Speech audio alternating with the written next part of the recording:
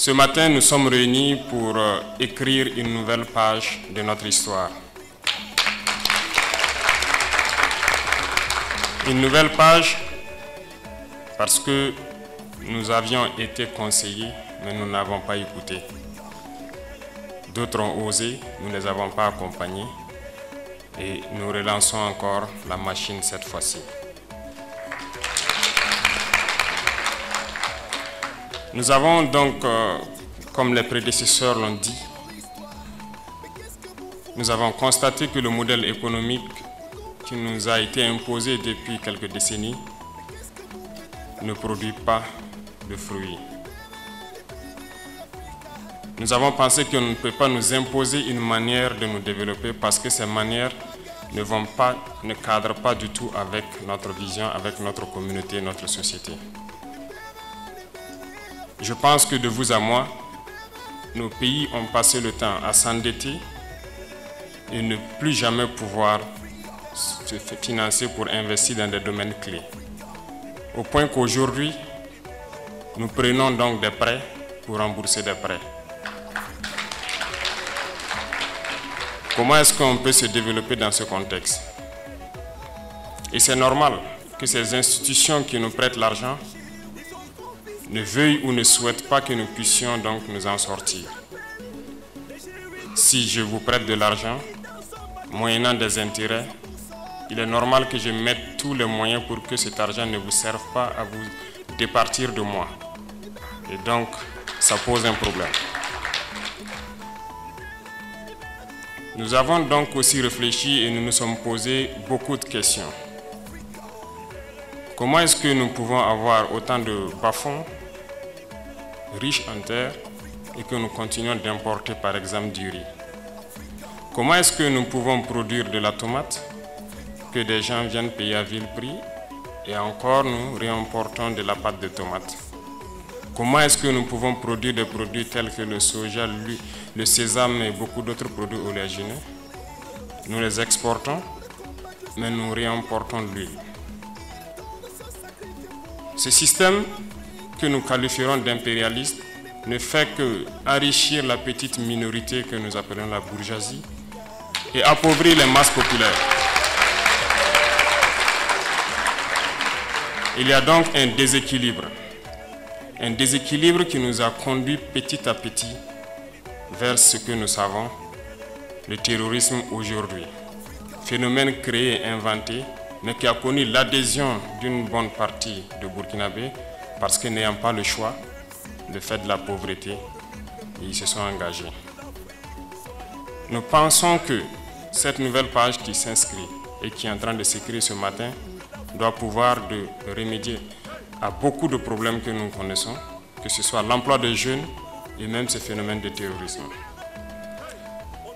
Je disais tantôt que les dévanciers tels que le ministre de l'économie l'a cité, Joseph Kizerbo, que ce soit Cheikh Anta Diop ou Souleymane Soulama, ont tous prôné ce que nous appelons donc le développement endogène et inclusif. Mais nous n'avons pas peut-être compris le sens donc de tout ce qu'il nous disait. Et plus tard, le président, feu capitaine Thomas Sankara, nous avait dit d'oser inventer l'avenir. Nous n'avons peut-être pas compris le message en son temps. Il a encore ajouté, produisons ce dont nous avons besoin. Transformons cela et consommons ce que nous produisons. Nous pensons que nous avons cette capacité. Et comment y arriver? Nous n'allons pas y arriver avec un système qui nous est imposé. Il fallait donc créer, il fallait inventer.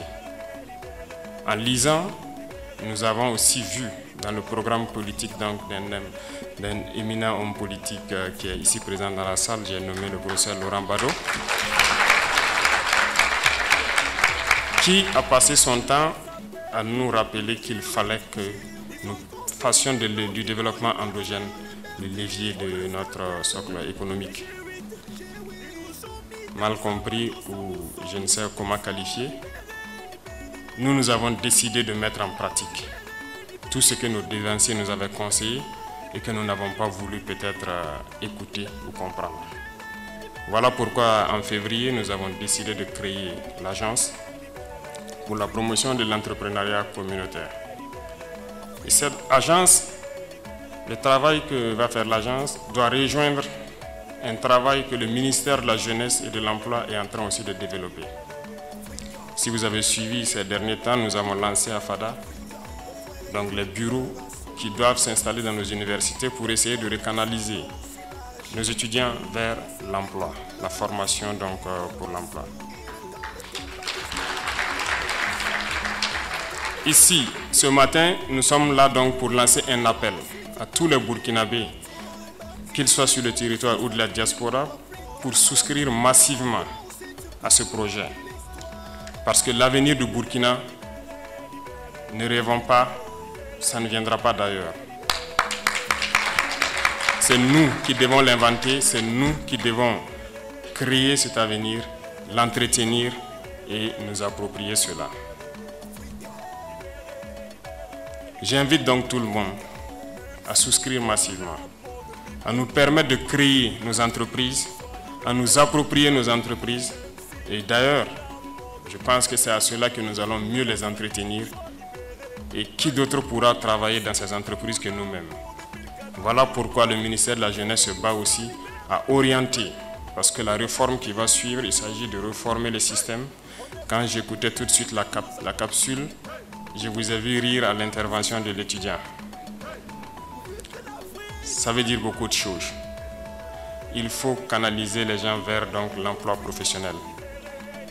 Ces entreprises, ces usines, cette mécanisation de l'agriculture, il n'y a pas mieux que nous qui pouvons nous former à certains domaines bien précis pour entretenir tout ce qu'il y aura comme machinerie, pour produire tout ce que nous avons besoin et pour travailler donc dans ces entreprises. Donc voilà pourquoi ces deux doivent marcher ensemble. Le projet donc du ministère de la Jeunesse et l'APEC.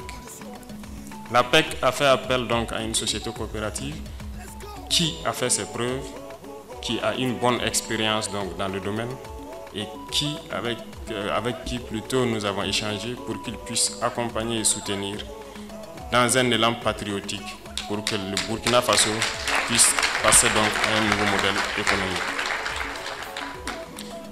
Et par-dessus tout, je pense que cette initiative, comme je le disais, est un levier pour lutter contre le terrorisme.